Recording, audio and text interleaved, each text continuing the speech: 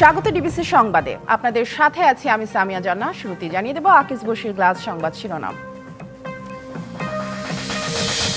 ঈদের বাকি একদিন, লম্বা ছুটিতে পথে পথে ঘরে ফেরা মানুষের ভিড়। মহাসড়কের দু একটি জায়গায় দীর্ঘ যানজট।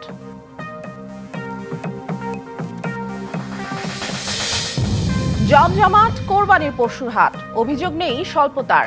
দাম নিয়ে ক্রেতা বিক্রেতার মিশ্র প্রতিক্রিয়া।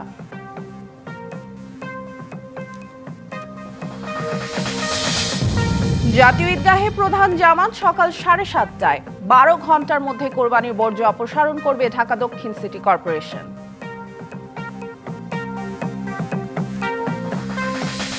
لبيك اللهم لبيك لبيك لا شريك لك لبيك إن الحمد والنعمة لك والملك لا شريك لك।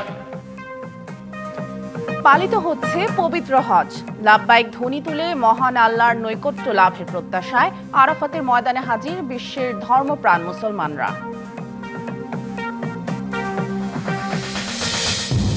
গুলশানের বাড়ির কাগজ বুঝে পেলেন বেগম খালেদা জিয়া।